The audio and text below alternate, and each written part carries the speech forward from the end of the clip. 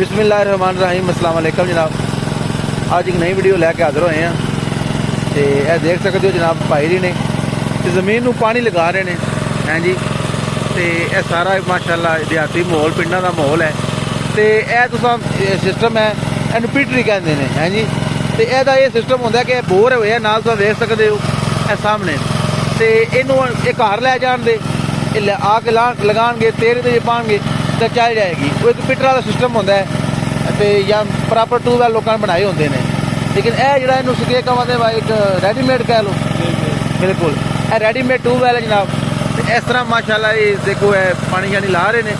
तो यह मैं देख रहा काफ़ी हरी फसल है इस पल्ले है। तो पानी जो लेट ला रहे हो तुम जी जी अच्छा लेट हो गए हो। तो बिल्कुल इन्होंने बड़ा अच्छा तरीकाकार तैयार किया है। यह जो गोबर वगैरह है देसी खाद के तौर पर इस्तेमाल कर रहे हैं जनाब, खाद के तौर पर इस्तेमाल कर रहे हैं जनाब। हैं जी, तो यह पानी वगैरह से कोई बच्चा लगे ना जगह बनाएगा जिसे पानी नहीं जा रहा उत्थे भी पानी पहुँचाएगा। तो यह जमींदार जो अजकल सारे हूँ बेहतर तरीके आगे लगे नालों। हैं जी, एक रवायती ट्यूबवैल होंदा है, ये भी ट्यूबवैल की जदीद शक्ल है। हैं जी, तो ये पोर्टेबल ट्यूबवैल है।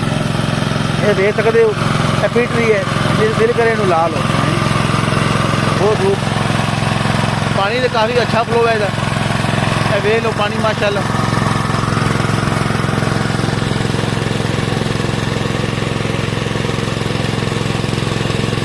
तो मजीद अच्छी वीडियो साढ़े चैनल सबसक्राइब करो। असली मुख्तलिफ डेरिया वीडियो वगैरह अपने पंजाब के देसी माहौल जो इंटरव्यू वगैरह घोड़े हवाले ना करी देने और भी देसी माहौल जो कोशिश करें कवर करिए। ज़्यादा शॉर्ट्स वगैरह लगाई देने तो बड़ी वीडियो की टाइम मैंने लगाई दी है। हाँ जी, सब दोस्तों का बहुत शुक्रिया। खुदा हाफिज़।